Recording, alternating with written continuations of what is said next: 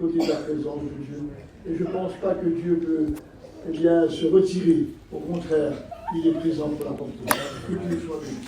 Donc hier soir, on a parlé d'un fait important. C'est quelque chose qui nous concerne à chacun. Ce n'est pas réservé pour l'un ou pour l'autre.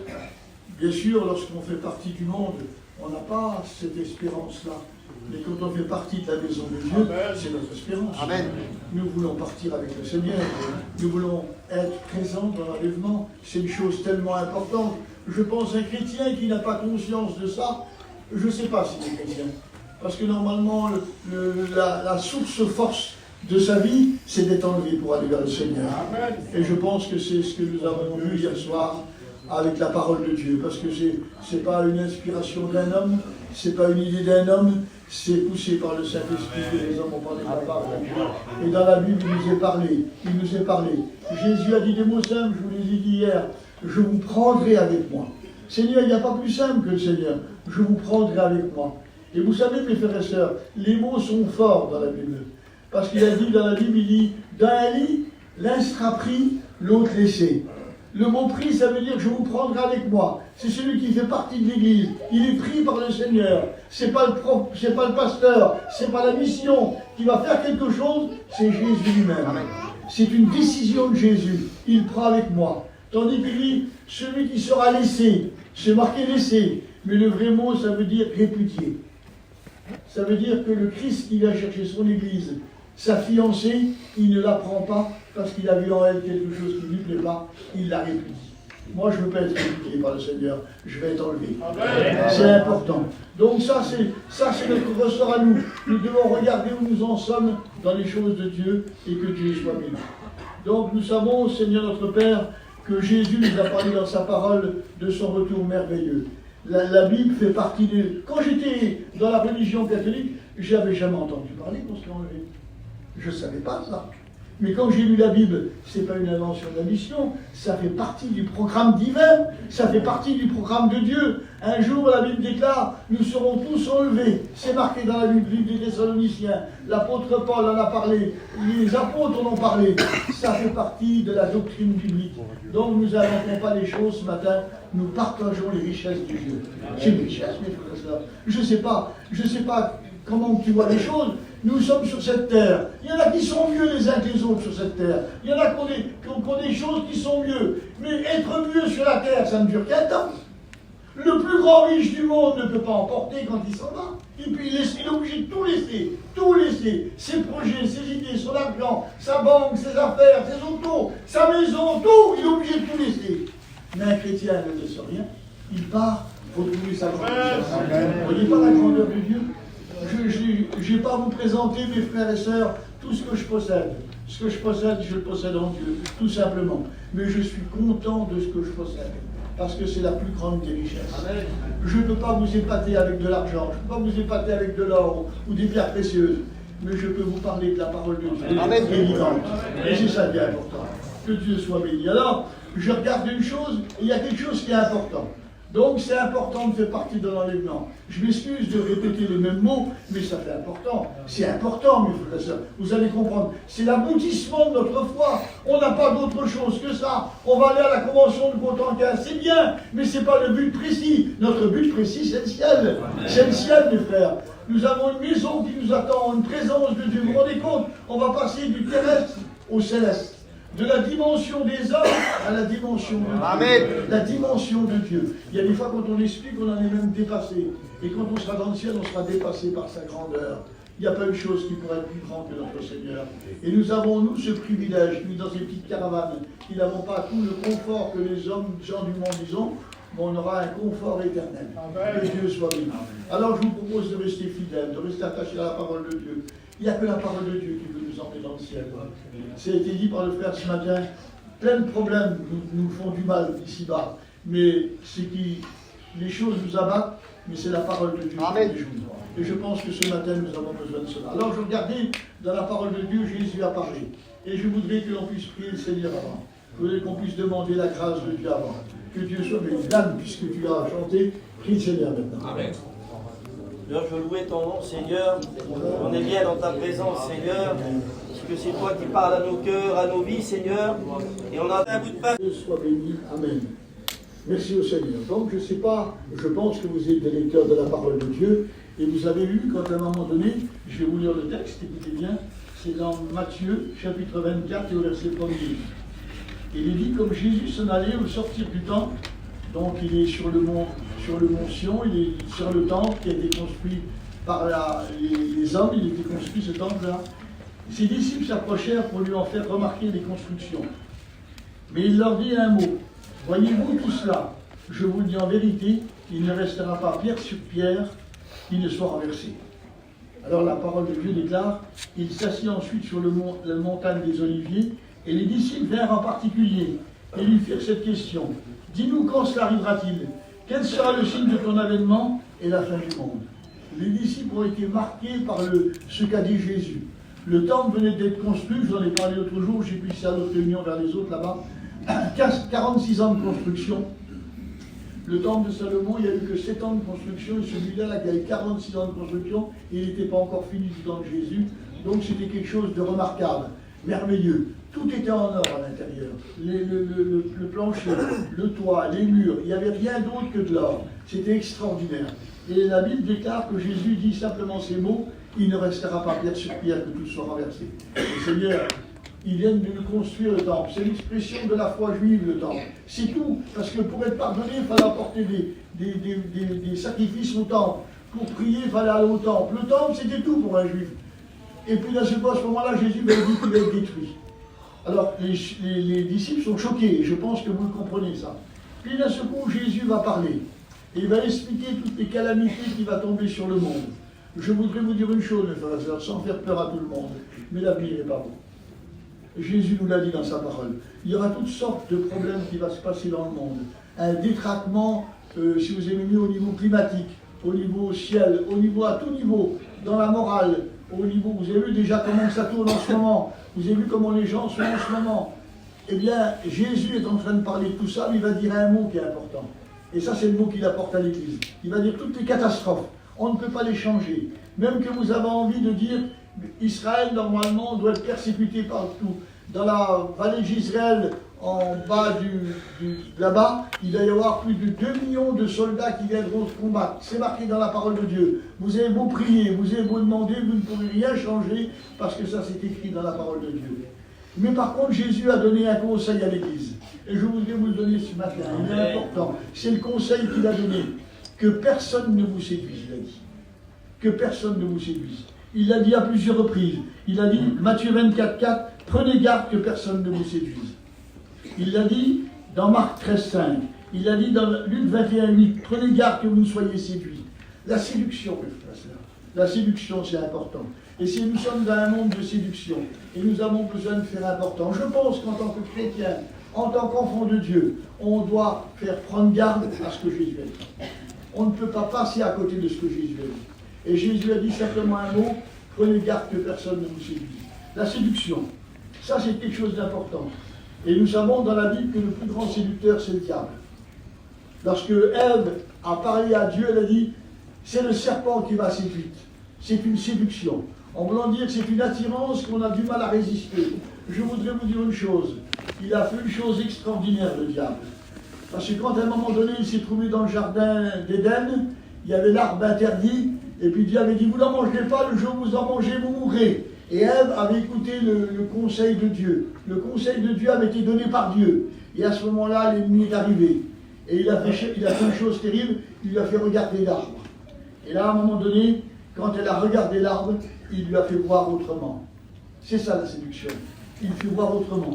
Et ensuite, quand il a regardé l'arbre, elle a pensé qu'il était bon pour ouvrir l'intelligence. Il lui a mis ça dans son cœur, le diable. Il nous fait penser autrement.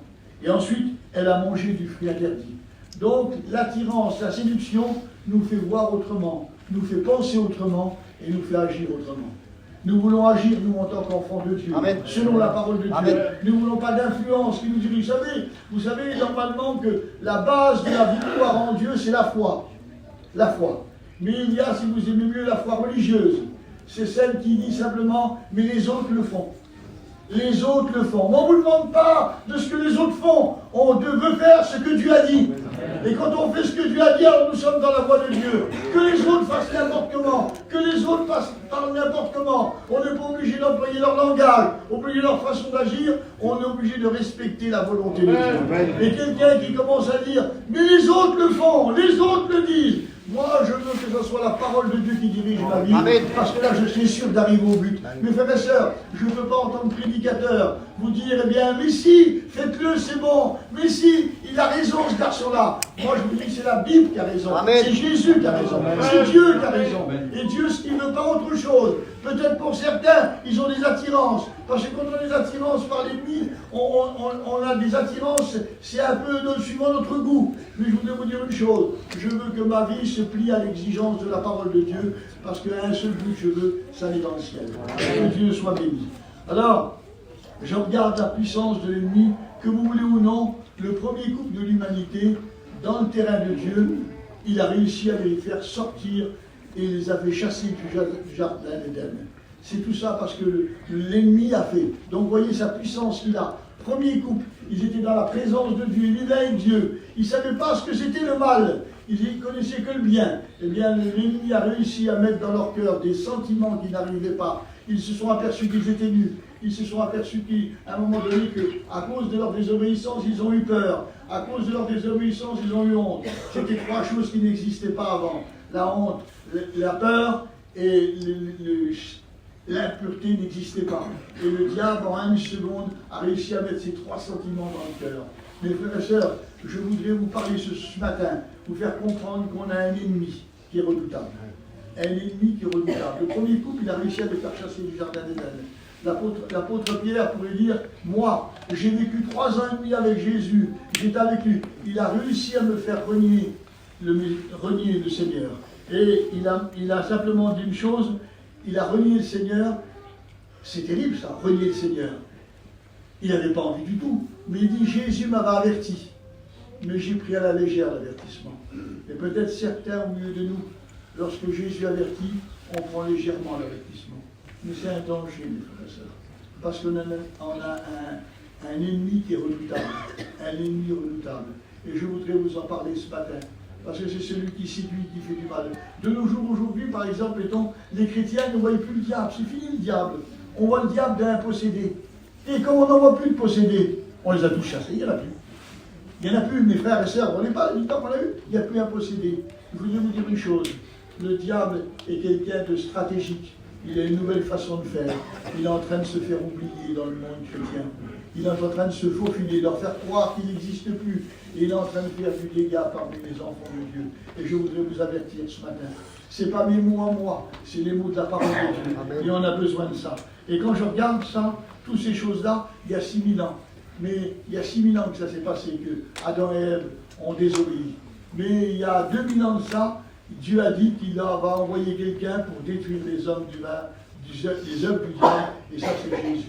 Il est envoyé pour détruire les œuvres du diable. Pas détruire le diable. Est-ce que vous avez compris? Ses œuvres. Les œuvres, c'est l'orgueil, la méchanceté, l'impureté, tout ce qui est ça. Dieu veut le détruire. Et là, un chrétien, normalement, qui a rencontré Jésus, ses œuvres sont détruites. Amen. On ne vit pas dans les choses de méchanceté, on ne vit pas dans le mal, on vit dans le bien. Je pense que c'est normal. Et si des fois, on arrive à avoir un petit problème et succomber, tout de suite, on crie à Dieu, parce que le sang de Jésus nous purifie de tout péché. Que Dieu soit béni. Alors, je regarde dans la parole de Dieu, et c'est vrai que le diable essaye de se faire oublier. Et pourtant, quand je regarde, normalement, la Bible déclare, dans l'idée des Thessaloniciens, quand l'Église sera enlevée, c'est l'apparition de l'Antéchrist qui se fera. Et l'Antéchrist, c'est bien la Bible nous déclare qu'il va être équipé par le diable. Il va lui donner son trône, sa puissance et son autorité. Il va tout lui donner, le diable, pour l'équiper, cet Antéchrist. Parce que l'Antéchrist sera un homme, et il va là combattre les choses de Dieu. Et puis là, c'est que je regarde un peu plus loin, je vois quand je suis à la fin de la Bible, quand c'est le grand trône blanc, c'est le jugement complet, et bien c'est à ce moment-là que le diable est jeté dans les temps de feu et de soufre. Donc le diable est vraiment présent. Et je voudrais vous dire une chose, mes frères et sœurs, ne croyez pas qu'avec les années, il a perdu de la force. Je suis désolé de dire ça, mais c'est marqué dans la Bible. À un moment donné, c'est marqué, le diable est descendu sur la terre, animé d'une grande colère. il n'a pas perdu sa force. Il est toujours rempli de méchanceté, d'animosité. Et je pense que nous devons nous en méfier. C'est important. Alors je regarde, Pierre, il prend la parole. Et puis comme il a succombé, comme il a eu des problèmes avec le diable, alors il dit un mot pour tous les chrétiens du monde entier. Il dit simplement ça. Il dit que tous les chrétiens du monde entier, votre adversaire le diable, c'est votre adversaire, mes frères. Je m'excuse, peut-être que c'est gênant pour certains. Tu parles trop du diable, mon frère. Mais j'ai envie de vous parler de votre ennemi qui vous mange votre vie, qui veut vous empêcher d'aller au ciel. Je voudrais ce matin le dévoiler. Ne soyez pas pris dans ses griffes. On veut être dans les griffes du diable, on veut être dans la main de Dieu. Lorsqu'on est dans la main de Dieu, la vie ne pourra venir de ma main. Quelle sécurité, mes frères. Mais il faut faire attention. Votre adversaire, le diable, rôde autour de vous comme un lion rugissant, avec ce mot, cherchant qui il dévorera. Je vais être dévoré ce matin. Je vais être au contraire dans la présence du Seigneur. C'est ce que je voudrais. Alors, je voudrais vous dire une chose. La parole de Dieu nous en parle. Et c'est l'apôtre Paul qui parle. Et quand il parle de ça, il dit la puissance de Satan. Ne le prenez pas pour un petit rigolo, Satan. Ne le prenez pas pour une marionnette. Il a une puissance. C'est un des êtres créés qui a des plus puissants dans le domaine du mal. Il a toute la force du mal. Et je voudrais vous dire une chose, le meilleur d'entre vous, le plus fort d'entre vous, c'est un rigolo devant lui. Je vous le dis franc, il a toute puissance et toute autorité. Mais quand on est en Dieu, on est gardé en Dieu. Et c'est ce que je voulais vous rappeler ce matin, c'est trop important. Alors je regarde, la Bible déclare qu'il se déguise. C'est quelqu'un qui se déguise, c'est quelqu'un qui se fait passer pour un autre. Il se déguise en ange de lumière. Vous vous rendez compte, mes frères et sœurs? Il a une Bible dans la main, il est en blanc. Et c'est là qu'il est le plus dangereux. Il se déguise en ange de lumière. Et pourtant, plus que ça, il se déguise en brebis. Il se revêt des vêtements de brebis. Et dedans, au-dedans, c'était un lion, un loup cruel, dit la parole de Dieu. Vous savez très bien, il y en a qui sont venus au milieu de nous avec un vêtement de brebis. Et ils sont venus pour faire sortir les chrétiens de la mission, sortir les choses. Mais ils avaient un vêtement de brebis, mais à l'intérieur, c'était un autre message. C'était un message qui divisait, un message qui apportait la zizanie, un message qui n'était pas le bon message. Nous devons faire attention qu'il se déguise, mais il se déguise adroitement. Il est quelqu'un de subtil. Alors regardez simplement ça. Il se déguise, mais plus que ça. Il prend l'apparence d'un petit oiseau. Un petit oiseau, c'est insignifiant, un oiseau. Une fois, je me trouvais sur une table, on était en train de manger, et on était en train de manger à Lyon pour quelqu'un qui était à l'hôpital, et sur la table, il y avait des petites cuillettes de pain. Et bien, les petits oiseaux, ils venaient, c'était trop beau. Alors, on leur mettait, personne n'avait peur, c'était pas un aigle qui est venu avec ses grandes griffes, non, un petit oiseau. Le diable, il vient comme un petit oiseau. Mais comment ça se fait? Qu'est-ce qu'il fait comme petit oiseau? Et bien, la Bible, il déclare simplement ces mots, il enlève ce qui a été semé dans les cœurs. Vous vous rendez compte de la puissance qu'il a? Il enlève ce qui était semé dans les cœurs. Je pense que ce matin, nous sommes venus pour recevoir du bon. Nous sommes venus pour recevoir une parole de Dieu. Eh bien, méfions-nous du petit oiseau. Il enlève ce qui était semé dans les cœurs. Il est capable de dire, mais non, c'est l'idée à Michel, ça. C'est pas la parole de Dieu. C'est pas mon idée. C'est marqué dans la Bible et nous avons besoin de faire attention. Plus nous nous rapprochons de la parole de Dieu, plus nous serons forts. Que Dieu soit béni. Alors, je regarde. Vous savez que beaucoup de gens expérimentent cette histoire-là, parce qu'ils sont là, ils viennent à la réunion, et quand ils sortent de la réunion, ils ne se rappellent même plus ce qui a été dit. Ils ne se rappellent même plus. Mais ça leur préoccupe pas trop. Et pourtant, mes frères et sœurs, et pourtant, quand on est ici, là, c'est vrai que le prédicateur qui prêche, il a différents noms, différents âges. Ce n'est pas tous les mêmes. Mais le prédicateur, c'est Dieu qui parle dans les cœurs. Amen. Alors quand on enlève la parole, ce n'est pas une prédication qu'on enlève, c'est le mot de Dieu. Et je ne veux pas que le mot de Dieu soit enlevé ce matin. Je veux qu'on comprenne. La Bible déclare que celui qui oublie la réprimande s'égare. Nous avons besoin de laisser Dieu nous réprimander. Alléluia. Jésus l'appelle lui le voleur. C'est un voleur. Alors écoutez bien, combien de chrétiens se sont fait voler des bénédictions de Dieu qu'ils avaient reçues? Il y en a certains je ne parle pas de parler en langue, puisque normalement ça doit se continuer. C'est une édification personnelle. Ça nous donne à garder les choses de Dieu. On a besoin de parler en langue, mes frères et sœurs. Mais il y en a certains qui avaient des dons de prophétie et qui ne les manifestent plus. Et pourquoi tu ne les manifestes pas? Ça ne t'appartient pas, ça. C'est Dieu qui t'a saisi, toi, pour pouvoir parler à son peuple. Tu es devenu un instrument entre ses mains. reste un instrument entre ses mains. Ce matin, demande à Dieu qu'il te renouvelle, mais ne reste pas avec les choses qu'il t'a données. Ne laisse pas le diable te voler toutes ces richesses-là. Alors je regarde, écoutez bien ce qui s'est passé. Il y a une fois, j'étais à l'église de Nice, et il y a des frères qui sont venus faire la réunion, c'était la réunion de prière. Et ils sont venus avec une valise. C'était trop bon, une valise. Et dans la valise, ils avaient toutes des choses qui appartenaient à l'un à l'autre. Ils sortaient par exemple une petite bricole, d'un seul coup, ils disaient, regardez ça. Et toi, tu disais, mais c'est ce que j'avais dans ma petite vitrine, c'est à moi ça. Eh bien, il dit, je suis venu te la voler, tu t'en es pas rendu compte. Et il expliquait que le diable faisait des choses comme ça. Alors c'était trop beau. Puis à un moment donné, nous, quand on était avec Paul en Irlande, on ramenait, pour tous ceux qui nous aidaient dans l'œuvre de Dieu, on ramenait des petites mains comme ça en plastique, qui signifiait que c'était la prière. Et on donnait ça. Bien sûr, il y en a un qui monte, mais il dit, c'est à moi ça. Tu t'as fait voler la prière. Et vous savez, mes frères et sœurs, c'était trop beau. Parce que tout le monde trouvait un petit peu ce que le diable avait pris. Mais la bêtise qu'il y a eu, c'est qu'ils ont fini la réunion à 10h moins 5. Et il n'y a pas eu de prière. Ils ont été un moyen d'enlever la prière à l'église. Je voudrais ce matin que l'on puisse comprendre, on ne veut pas se faire voler. Il faut être à la hauteur. Vous savez, il y a des chrétiens, je le dis avec vérité ça, il y a des chrétiens et des chrétiennes qui ne prient pas. Vous savez qu'il y a des réunions de prière tous les matins. Je pense qu'il y a à peu près 70, 80 maximum, il n'y a pas 300. Et normalement, on est dans les 300. Alors il y a 230 chrétiens ou chrétiennes qui ne prient pas. Mais attention, s'ils ne prient pas à la réunion de prière, il y en a beaucoup qui ne prient même pas vers eux. La prière a disparu complètement de ce foyer. Mais ce n'est pas un foyer, mes frères et sœurs. Dans un foyer chrétien, il y a la prière. S'il n'y a pas de prière, ce n'est pas un foyer chrétien. On est obligé d'avoir envie de parler à Dieu. On est obligé d'avoir envie de parler à Dieu de notre famille, de tous ceux qui nous entourent. On est obligé de prier. Un chrétien qui ne prie pas, Jésus a dit, veillez et priez, à ce fin que vous ne tombiez pas en tentation, afin d'avoir la force d'échapper à toutes ces choses. Mon frère, ma soeur, je te le dis en vérité, pas avec un esprit méchant, pas du tout, au contraire. Mais si tu ne pries pas, que tu ne pries pas du tout, tu es une cible pour le diable. Tôt ou tard, il t'aura. Quand tu auras un problème, tu ne pourras pas t'en sortir, parce que tu ne connaîtras pas le moyen que Dieu nous a donné, la prière. Vous avez vu de nos jours d'aujourd'hui, quelle importance il a pris le téléphone au milieu de nous. Personne ne peut partir sans le téléphone. Mes frères et sœurs, ne partez pas sans la prière, c'est le téléphone divin.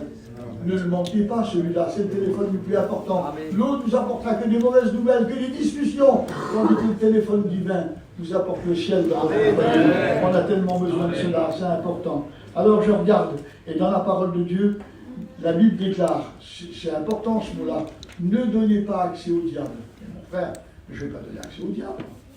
Moi, je ne veux pas mettre quelqu'un chez moi. Je ne veux pas lui donner une ouverture, un passage. Je ne veux pas lui donner la liberté d'agir. Et je pense que je ne suis pas le seul ce matin. Eh bien, la Bible déclare, si vous vous mettez en colère, ne péchez point. Que le soleil ne se couche pas sur votre colère. Ne donnez pas accès au diable. Une colère, mon frère, c'est rien du tout.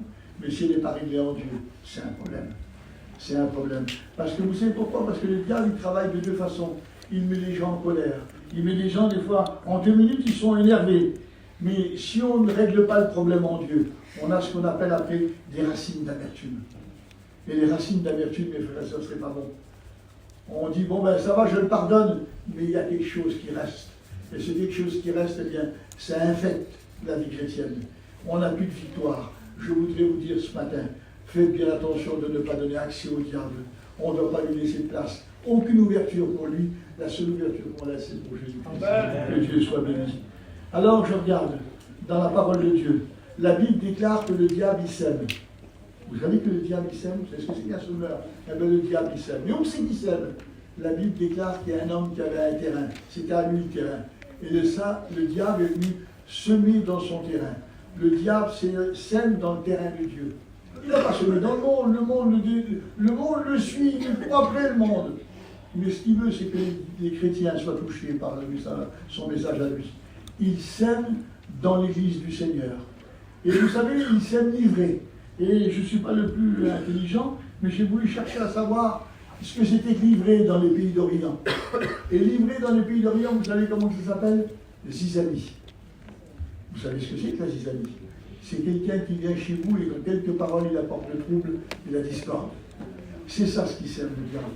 le trouble et la discorde. Il y a des frères, des fois, il y a des frères qui sont particuliers. Il y a des frères qui arrivent vers vous et qui vous annoncent un texte de la Bible. Et avec ça, vous êtes bénis, vous êtes fortifiés, il vous apporte quelque chose de bon. Il y en a d'autres qui vous apportent un texte, mais c'est pour mettre le trouble. C'est pour vous dire, mais non, c'est pas comme ça, c'est comme ça. Je vous en supplie, on n'est pas là pour se diviser avec la parole de Dieu, on est là pour s'unir. Et tous ceux qui font de la zizanie, on n'en veut pas. Et la zizanie, elle a deux portées. Elle apporte le trouble, la discorde.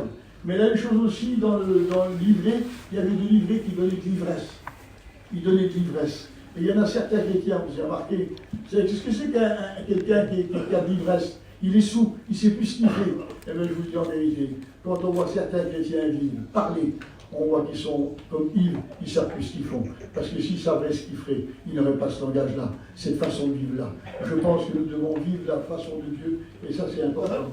Alors, je regarde la parole de Dieu, il dit, j'ai mis en garde. Je pense que vous me suivez. Hein, c'est ça pour vous expliquer ce que l'ennemi est en train de faire et ce que nous avons besoin de faire attention. La Bible déclare, il viendra un temps, et nous sommes dans ces temps-là, où les hommes ne supporteront plus la saine doctrine. Comment ça? Ils ne supporteront plus la saine doctrine. Remarquez bien que c'est marqué la saine doctrine, pas la saine doctrine. Des fois, il y en a certains qui font l'erreur, c'est pas la saine doctrine. C'est un saint ministère que nous a donné, mais la doctrine, elle est saine. Pourquoi que c'est marqué saine? Parce que la doctrine, normalement, elle a été donnée pour apporter la santé au corps. Et le corps de Christ a besoin de la santé, a besoin de force, a besoin d'être renouvelé en Dieu. Ce matin, nous avons besoin d'être bénis. Et c'est la parole de Dieu qui nous apporte la santé dans mon corps. Et j'ai besoin que mon corps soit en pleine santé. Je veux réclamer la santé de Dieu dans mon corps. C'est important. Mes frères et sœurs, je sais que je parle un peu particulièrement ce matin. Mais en vérité, devant Dieu, je m'adresse au peuple de Dieu et en essayant d'avertir le peuple de Dieu. Que vous voulez ou non, l'ennemi, vous êtes même temps le chrétien qui a la plus belle des Bibles chez vous, qui a tous les cassettes, ou les disques, ou les CD, que vous allez dans les conventions, dans les réunions. Mais si vous ne faites pas attention à ce que la Bible déclare, vous êtes cuit. Excusez-moi. Le diable, il est subtil. Et surtout, ce qu'il a, il est très, comment qu'on appelle ça? Il a de la patience, très patient. À un moment donné, quand il a tenté Jésus, Jésus l'a repoussé, il a attendu un autre moment plus favorable. Il est là et il ne se lasse pas d'attaquer le peuple de Dieu. Alors je pense que ce matin, nous devons prendre conscience et faire attention. Donc c'est important. Il y a une maladie qui existe dans l'Église en ce moment. Une maladie dans l'Église.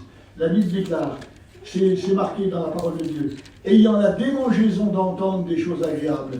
Il y en a certains qui sont toujours à la recherche de choses particulières.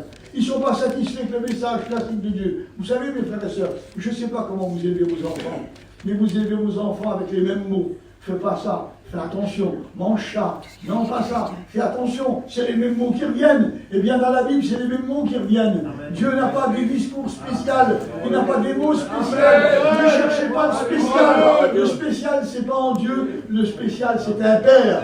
Il est notre père et il s'adresse à ses enfants tout naturellement. Et je pense que nous devons comprendre ça. Ayant la démangeaison d'entendre des choses agréables, ce qui leur plaît, et ça c'est important. Résultat, dans les derniers temps, quelqu'un abandonnera la foi, comme je vous ai parlé l'autre jour. Ils se feront une foule de docteurs. Alors, ça c'est un mot particulier. Ils se donneront une foule de docteurs. Mes frères et sœurs, je ne sais pas dans quelle église que vous habitez, mais je ne pense pas qu'il y ait une foule de docteurs dans l'église que vous êtes là. Alors l'apôtre a pu se tromper, non mes frères, parce qu'il parlait dans le temps de la fin. Ils se donneront une foule de docteurs dans les derniers temps. Qu'est-ce que c'est une foule de docteurs? Eh bien c'est par Internet. On a toutes sortes de gens qui parlent. On a toute une liste dans les sites chrétiens. Alors vous avez par exemple, vous voyez Jimmy, vous voyez Balo, vous voyez, mettons, tous des garçons qui sont importants, qui sont sérieux. Puis après, vous voyez Béline. Vous voyez après, je ne me rappelle plus tous les noms. Et bien, et tous ces noms-là, vous les suivez. Et comme il n'y a pas de personne qui vous suit lorsque vous écoutez tout ça, eh bien, tout ce qui est fausse doctrine, vous l'acceptez comme n'importe comment, parce que vous n'avez personne que vous montrez. Tandis que dans la parole de Dieu, il y a des prédicateurs qui sont là, il y a des pasteurs, il y a des enseignants pour vous dire non, ça va pas, non, ça c'est pas bon, non, ça va pas. Mes frères et sœurs, on n'est pas jaloux sur les uns et sur les autres, mais quand c'est pas la doctrine de Dieu, on n'en veut pas. Vous savez, mes frères et sœurs, je vais peut-être être cru dans mon langage. Un prédicateur part avec une femme, c'est un choc, et ça fait un scandale. Mais lorsqu'il y a une fausse doctrine, ça infecte tout un troupeau et ça emmène tout du mal. C'est plus grave que n'importe quoi la fausse doctrine, parce que ça infecte les cœurs et ça conduit les cœurs dans des voies qui sont de déviation. Donc je pense que nous devons bien faire attention à ce que nous faisons. Nous devons être contrôlés par la parole de Dieu. Ne prenons pas tout. Ah, celui-là, il est moderne. Arrêtez avec le mot moderne. Il n'existe pas dans la Bible. La Bible, c'est il est biblique. Et c'est ça qui est différent. Et on a besoin d'hommes bibliques. Il y a peut-être certains, oh, il est trop ancien, lui. Eh bien, on a besoin des choses anciennes. On le chante si souvent, on le chante souvent, ça, mais il ne faut pas que le chanter. On ne veut pas déplacer les bornes anciennes. On ne veut pas les déplacer, mais il ne faut pas que le chanter. Il faut le vivre, mes frères et sœurs. Et c'est ça qui est important. Et le peuple d'aujourd'hui, on a besoin de vivre tout ça. Alors, ils se donnent des docteurs selon leurs désirs. Que Dieu soit béni. Et vous savez, le diable, il est tellement rusé. Vous vous rappelez que dans l'histoire de l'église de Philippe, à un moment donné, l'apôtre Paul est en train de passer dans le pays de Philippe. Et là, il y a une femme qui les suit. Il y a une femme qui leur parle. Le diable n'est pas gêné de suivre les chrétiens. Le diable n'est pas gêné pour parler. Il parle. Et il dit, ces hommes sont des hommes envoyés de la volonté de Dieu. Ils vous annoncent la voie du salut. Le diable est en train de dire la vérité. Mais c'est la vérité pour pouvoir apporter l'erreur. La vérité. Parce que lui, cet homme-là qui parlait, cette femme qui parlait, c'est une femme qui était démoniaque. Elle avait un démon de serpent, je crois, un python, voilà, python, démon de python. Et dans ce moment-là, eh bien, elle a porté soi-disant un message qui était vrai, mais c'était faux. Alors je voudrais vous rappeler ce matin de bien faire attention. Le diable a un message. Il a un message. Jésus lui-même en a parlé. Il dit, vous écoutez ce que votre Père, vous avez entendu de la part de votre Père. Pourtant, je ne vois pas de Bible venant du diable, je ne vois pas d'enseignement. Mais je voulais vous dire, il parle dans les cœurs, il parle dans les vies. Il y en a certains, Seigneur notre Père, qui ne connaissent pas véritablement la volonté de Dieu et qui se laissent entraîner par des pensées. Je voudrais mettre un arrêt à toutes les pensées bizarres. Il faut rester dans la parole de Dieu. Que Dieu soit béni. Alors, il y a un moment dans la parole de Dieu, il est dit que Pierre a été jeté en prison. Pierre a été jeté en prison. Et quand il était jeté en prison, alors il s'est passé une chose, toute l'Église n'a pas arrêté de prier pour lui. Elle n'a pas arrêté de prier. Et lorsqu'il y a un problème, mes frères et sœurs, je vous le dis, c'est tout simple, je vous le dis là, mais n'oubliez pas de prier. Que ce soit, vous avez vu la petite fille qu'on a prié pour la petite fille là, du petit homme Maurice là, eh bien nous avons eu la bénédiction. Amen. On veut des bénédictions. On a maintenant la petite à Rudy à prier. Nous voulons prier avec confiance, parce que nous avons un Dieu qui est capable de changer les circonstances. Quelles que soient les circonstances, il a la puissance de les changer. Et c'est pour ça que nous prions. Voilà le but de la prière. Et la Bible elle nous déclare que la prière, là, eh bien, est adressée pour Pierre, à ce fait qu'il soit dégagé de la prison. Quelques jours auparavant, le roi Hérode avait fait décapiter Jacques, le frère du Seigneur. Donc, si vous aimez mieux, c'était important. Et là, à ce moment-là, ils ont prié. Alors, quand ils ont prié, la Bible nous déclare que quand il est sorti de prison, l'apôtre Pierre, il est allé taper à la porte de l'église. Et quand il est allé à la porte de l'église, la Bible nous déclare qu'ils ne l'ont pas reconnu. Il y en a qui ont dit, mais non, c'est son ange, c'est pas lui. En voulant dire, lui, il doit être mort, c'est son ange. Ils n'avaient pas compris l'importance. Mais alors, pourquoi Dieu les a exaucés? Et je voudrais vous dire une chose ce matin. Dans les jours d'aujourd'hui, tout le monde veut tout comprendre sans prier.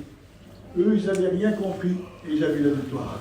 Dans notre jour d'aujourd'hui, on veut tout expliquer, tout comprendre. Frères et sœurs, faisons les choses que la Bible nous dit et nous enseigne de prier. Et c'est ce que nous devons faire aujourd'hui. C'est important. Adieu. Donc, le diable veut nous rouler dans la farine. Pour ceux que nous sommes, il a aveuglé l'intelligence des hommes, dit la Bible. L'intelligence des hommes. Je voudrais vous dire, faisons bien attention, mes frères et sœurs, que notre intelligence soit en Dieu. Ne soyons pas des gens qui se laissent avoir par toutes sortes de choses qui se passent maintenant.